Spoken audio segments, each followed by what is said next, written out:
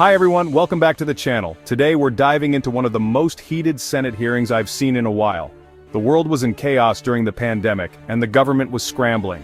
In the middle of it all, Sarah Bloom Raskin, a Federal Reserve nominee, wrote something that caught Senator John Kennedy's attention. What follows isn't just a policy debate, it's a clash of values about the Federal Reserve's future. The hearing starts off pretty respectful. Senator Kennedy even recognizes Dr. Jefferson and Dr. Cook's qualifications. He says, "We may not agree politically, but that's what makes America great." But then, things turn fast. Now, it's time to question Sarah Bloom Raskin, Kennedy's laser-focused on her 2020 pandemic op-ed. Thank you, Mr. Chairman. Dr. Jefferson, Dr. Cook, I may not get to ask you many questions today because I want to concentrate on Ms. Raskin's proposal to change the mission of the Federal Reserve. But I've read about both of you. It's clear to me we disagree on some things in terms of our politics, but in America you can believe what you want. That's why it's such a great country. Dr. Jefferson, I believe you're at Davidson. You're a professor there. Yeah, there's no better place in America to get a liberal arts education. Dr. Cook, you are a Truman Scholar, and you were a Marshall Scholar. You were at St. Hilda's? Yes. Okay. You ever met a Marshall Scholar that was a dummy? No, Senator. Me neither. The only advice for what it was worth, for what it's worth that I have for each of you is, number one, please don't change the mission of the Federal Reserve. Please don't let it be politicized. And number two, don't get caught up in the group think over there. Okay? Only dead fish go with the flow. Don't get caught up in the group think. Now, Ms. Raskin, May of 2020, the world economy is melting down because government shut it down. In her op-ed, Raskin argued federal emergency lending shouldn't support oil and gas companies. Kennedy doesn't let it slide. He quotes her, challenges her, and keeps pressing. "Did you mean what you said?" Raskin deflects, saying her op-ed was about emergency lending, not the Fed picking winners and losers. But Kennedy's not buying it. He says, "We were holding the economy together with duct tape, spit, and happy thoughts. And you say oil and gas should go broke?" If you like these breakdowns, hit subscribe and tap the bell for more. We're trying to hold it together with baling wire, duct tape, spit, and happy thoughts. And you say, that's great, but we ought to let oil and gas companies go broke. Did you really mean that?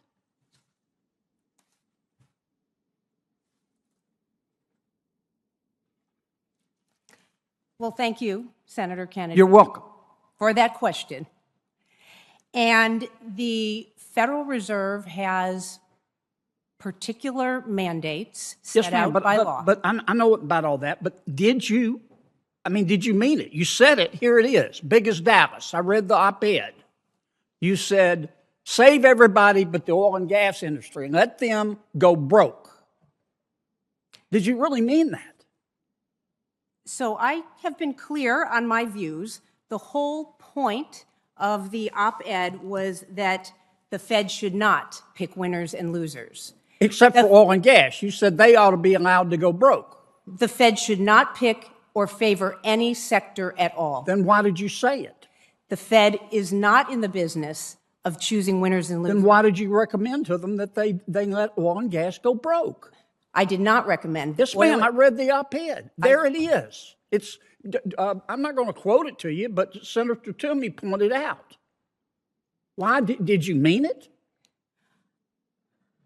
Kennedy presses Raskin, accusing her of politicizing the Federal Reserve. She insists her article was taken out of context and supports Fed neutrality. Kennedy points to another op-ed line about regulatory bodies allocating capital, but by now, the damage is done. Senator Kennedy, I want you to understand the role of the proper role of the Federal Reserve. The Federal Reserve should not be choosing winners and losers. Yes, ma'am. So you disagree with the editorial? The editorial was one that I wrote, And I wrote it in the context of the Federal Reserve's emergency lending facilities. This was a special program set up by the CARES Act, by the Congress, that appropriated taxpayer money. This was an issue quite unlike the issue of supervision And you said don't give the money to oil and gas. Let them go broke, because in my opinion, they're bad for the environment. Didn't you? I want you to understand the context for that article. That article had to do with did not have to do with supervision and regulation. Dr. Raskin, you said it. You ought to own it. Okay, you ought to own it. Sorry? You said it. You ought to own what you said. I'd respect you more if you did. Let me move on to this business of allocating capital. Now, look, this is America. You can believe what you want, and I mean that. This wasn't just about one article, it was about trust, ideology, and the limits of central bank power. Kennedy's message was clear: don't politicize the Fed or push agendas through emergency lending. And when Raskin wouldn't directly acknowledge her words, people wondered, why not just own it? But I don't agree with your mission to politicize the Federal Reserve. I don't believe the Federal Reserve should be politicized either. Well, then why did you say it? Why did you say in this June 2020 piece, quote, federal regulatory bodies should allocate capital? It is not the role of the Federal Reserve in supervisory or regulatory matters in its functioning as... Then why did you write it? It was written in a context, Senator, that had to do with emergency lending. It did not have to do with the context of supervision and regulation. I feel strongly about charter schools, okay? If some president or some chairman of the Federal Reserve said, let's all get together and allocate capital away, lean on all the banks so they don't fund charter schools. You support that? I mean, you support driving oil and gas industry into bankruptcy. Do you think that would be the proper role for the Federal Reserve? No, obviously not. The Federal Reserve is not to get involved in allocating credit to any particular sector. So you changed your mind? I have made myself completely clear. The whole point of the op-ed was that the Fed should not pick winners and losers or expose taxpayers to undue risk. Senator Kennedy, your time's expired. Well, no, you went 3 minutes over. I did, and so did Senator Toomey, but we need this hearing done by 11 o'clock. Well, can I ask one more? No, you've already gone 2 minutes over. Senator Warner. This hearing wasn't just a gotcha moment, it revealed the tension between climate policy, economic crisis response, and institutional neutrality. Should the Fed shape the future of industries for environmental goals, or stay out of it? Let me know in the comments. Did Raskin overstep or just say the quiet part out loud? Like, share and subscribe for more sharp, no-spin explainers.